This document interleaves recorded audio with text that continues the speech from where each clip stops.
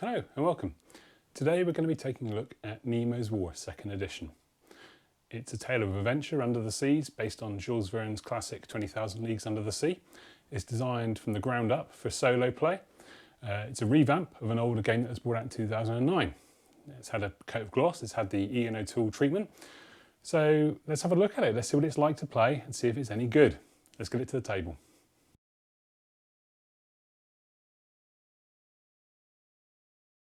Okay, here we are then, game set up.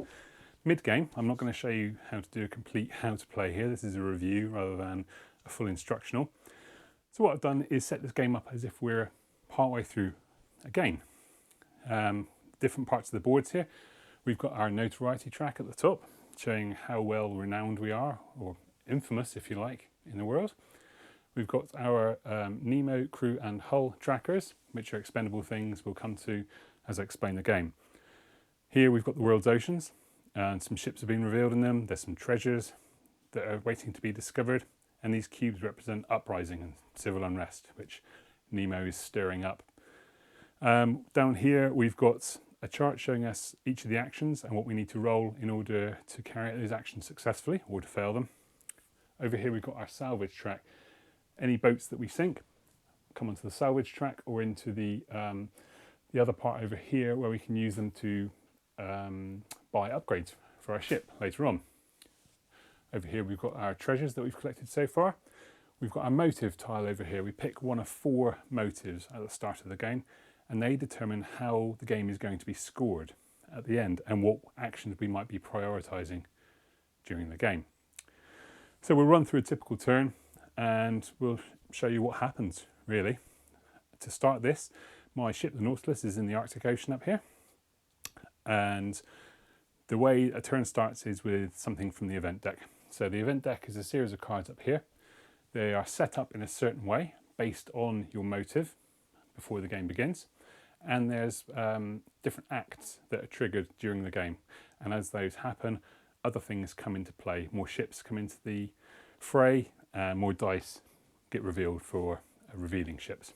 So when we reveal the top card of our deck, we might get a keep card in this instance, which is a card we can keep, which does something. So this one, for example, says at any time during my action phase, I can pass this card, which means add it to the pass pile, to immediately receive an additional 1d3 of actions this turn.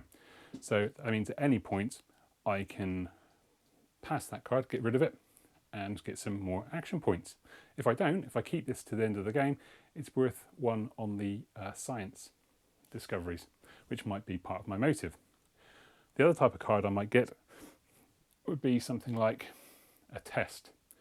Tests are the lifeblood of Nemo's War. They're what most things revolve around, and that's why the dice are so heavily involved in everything we do. This one's asking me to test 9. We'll come to doing a test in a moment, and I'll explain exactly how that works. The second part then is the placement phase, and to do the placement phase I take whichever dice I've got in play at that moment in the game and I roll them. The 3 values on the dice show me where I'm going to be placing ships this turn. Each of the major world oceans has got a number of pips on it representing dice, and those correspond to these. So this is telling me I need to place ships in oceans 1, 4 and 3. To do that, if there's an empty space, I can place one of these undiscovered ship tokens in there. If there isn't though, I have to place a ship on the board. The ships come from this bowl back here. At the start of the game, they're primarily not warships. They're just civil ships. But then we will get some warships in there as well, low-powered ones. You can tell they're a warship because they've got the red attack value in the upper left-hand corner. So in this instance, I need to place ships in 1, 4 and 3. So I look at 1, I can see I've got undiscovered places here, so I can remove one of those from the game. I can draw a ship at random from the bowl and place it there. Or if this was already full and I didn't want to risk putting another warship on there, I can also place along any of the connected oceans. So wherever there's a line joining or this dotted line, I can place a ship there instead. So in the instance of taking this number 3 dice, for example, I could choose to place my revealed ship here. Placing that ship there is a tactical decision. If these oceans get too full, and if at any time you are told to place a ship and there is no space to put it, you lose. So choosing where you place the ships is vitally important. So now we've done dice 1 and 3 there, so we'll do the 4 as well. And the same goes with the 4. I draw a ship at random from the bowl, and I place it anywhere where it's connected to number 4. In this instance, I've drawn a warship. After that, I allocate my action points. The action points are determined by subtracting the lower of the white dice from the higher. In this case, I already had 1 action point stored. The difference is 2. That gives me 3 action points to spend during this turn. If the 2 white dice are the same, that's what's known as a lull turn. I won't cover that too much now, but essentially it lets you do some of the actions which would normally cost 2 action points for a single action point, but you don't gain any action points during that turn, so you need to have banked some from the previous turn. So we've got 3 action points to spend. What can we do? Well, we can explore, so moving the Nautilus from one ocean to another via these blue lines. I can use 1 action point to move. I can attack, so I can choose to place my attack marker next to one of these ships and then do a test for attack. We'll come to that in a moment. I can choose to incite, try and place an uprising cube in a connected orange box. Or I could choose to rest, repair my ship, or refit it and try and spend some banked tonnage over here to upgrade the Nautilus with something else. Because I've picked the explore motive for this game, at the start I was able to buy the hydro drive, which actually allows me to move 2 oceans for 1 point, hence the explore motivation. I could choose to search for treasures. There's a treasure indicator here, so I can choose to search. The way all of these work though is with a test, and the test is a case of rolling 2 dice and seeing what happens. A lot of people don't like dice as a mechanism for a game. They say it's too chance-based, and there is a degree of truth to that. However, in Nemo's War we can do a lot to mitigate those rolls.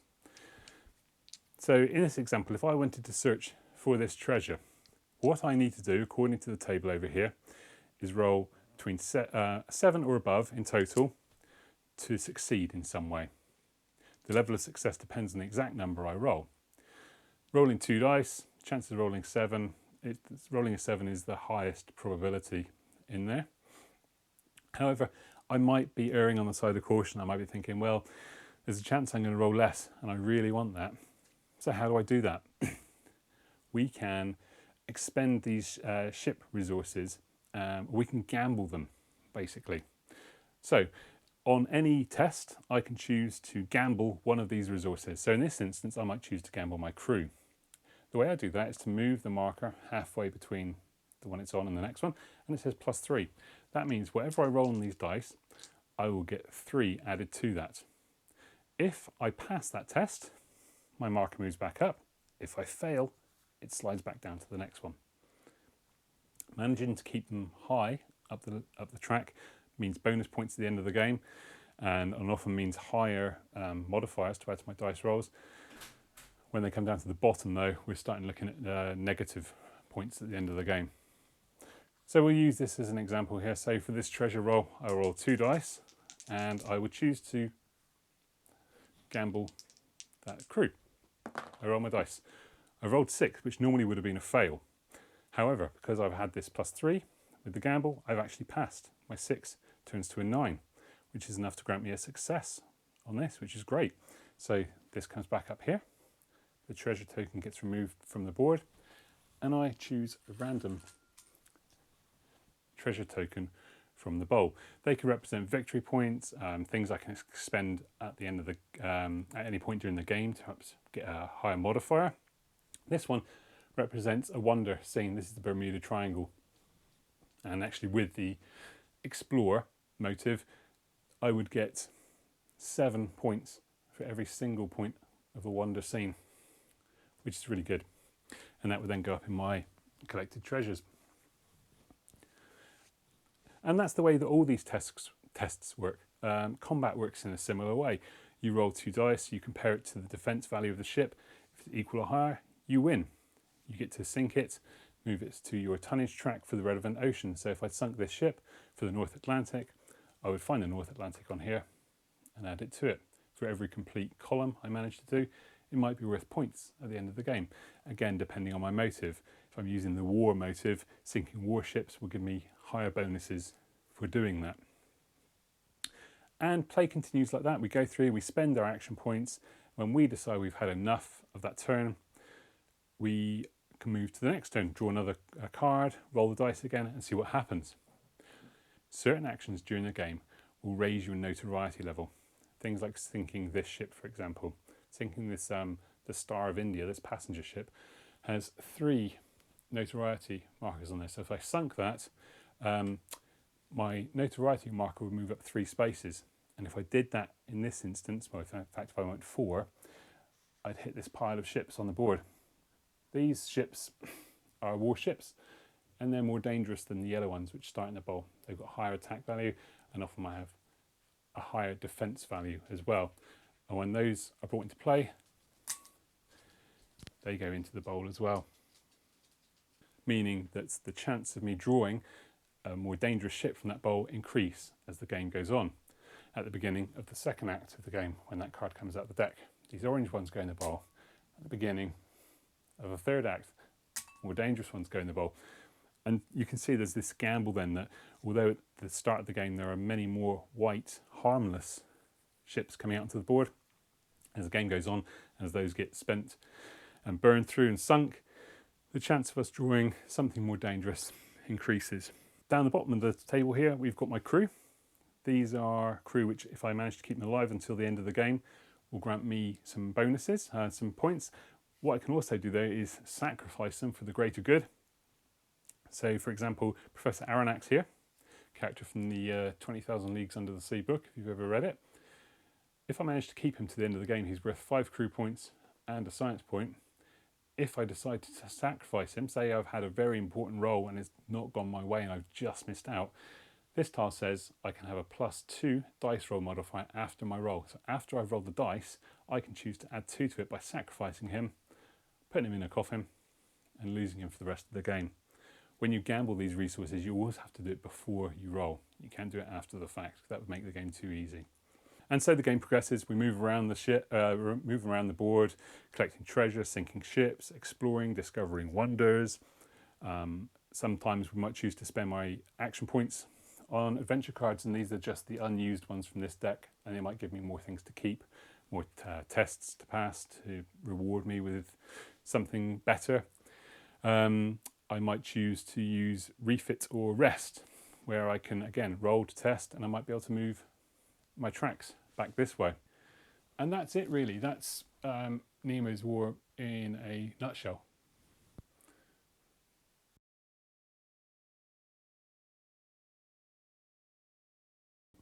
So that's Nemo's War then.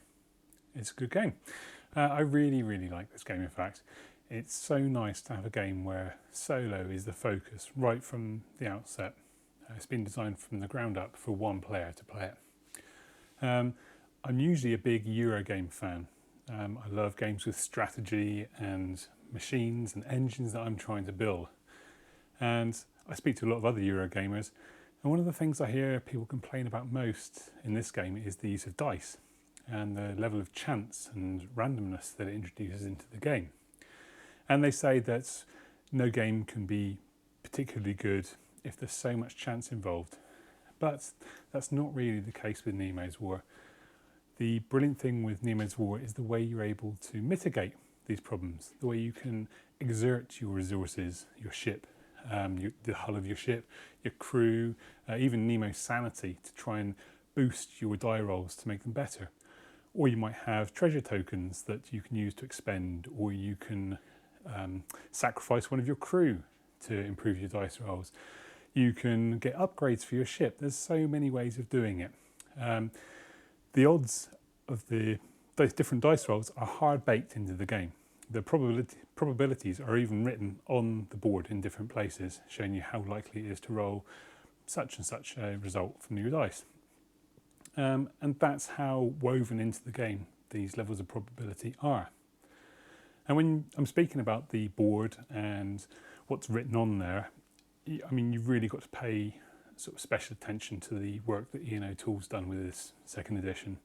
It's his artwork and his graphic design as well that's gone into this board, and the cards and everything else in it, which has transformed it from what was a very functional game to begin with in the first edition, which it was still a good game, but it didn't look or feel anything like the way it does now. The whole thing is just absolutely gorgeous.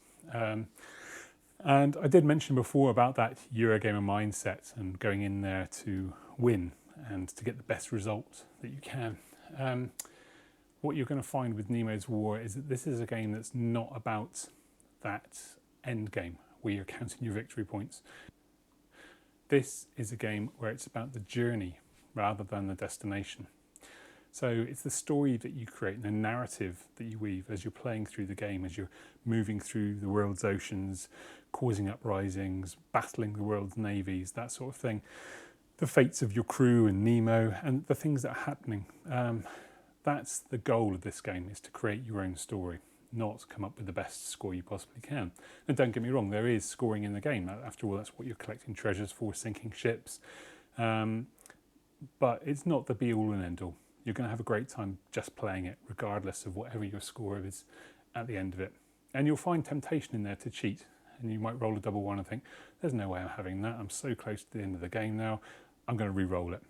If you're going to do that, expend one of your tokens, expend one of your crew that lets you do that. Don't just cheat, because you're only ruining it for yourself. It's those sort of disasters that happen that turn this into something more like a Coen Brothers film than a Disney one. And it's a really, really nice thing to happen in the game, these mini disasters that you never saw coming. There's so much replayability in this game. Different motives that you can have. There are expansions for it, but even just the box as it comes, the random way that the encounters and the events happen in the deck is going to be different every single time you play it. So you're never going to be able to replay it and think, right, this time I'm going to do exactly that because last time it didn't work. Because the game will be different. There's another really nice touch in the box as well that I like, which is the epilogue book, which is an illustrated book which you can use at the end of the game. You can look for your final score, you can look for your motive, and then you'll get a beautiful illustration and an explanation of what happened to you and your crew and the fate of your ship at the end of your adventure. They didn't have to do it, but it sort of reinforces this feeling of a narrative and a story and something that you've forged, something you've made happen as you play the game. And it's a really, really nice touch. It just adds another layer of gloss to the game, and it's beautiful. There is a multiplayer mode in the box, but I mean, I haven't tried it myself, and the reviews I've read where people have used it said it's okay, it's nothing spectacular. This game is meant to be played solo, and I would have to agree with them. The giving control to somebody else partway through and letting them determine what happens to your ship, I wouldn't enjoy that as anything like as much as I do playing it by myself and feeling like you are Captain Nemo in your own Nautilus. The gameplay isn't like anything else that I own. I own mostly Euros. So playing this is completely different. There's no worker placement, there's no drafting or anything like that. It's rolling the dice and seeing what happens. There is some strategies how you use your resources to boost those dice rolls and the choices you make to affect the game as you go through, but really it is its own thing. The game is an adventure from start to end, and I highly recommend it. If you aren't keen on dice, think twice, maybe watch a couple of other reviews if you can, but even if you are on the fence about it, I would go for it. It's a brilliant, brilliant game. The stories you tell are incredible, and you're going to have a lot of fun playing with it. Thanks for watching. See you soon.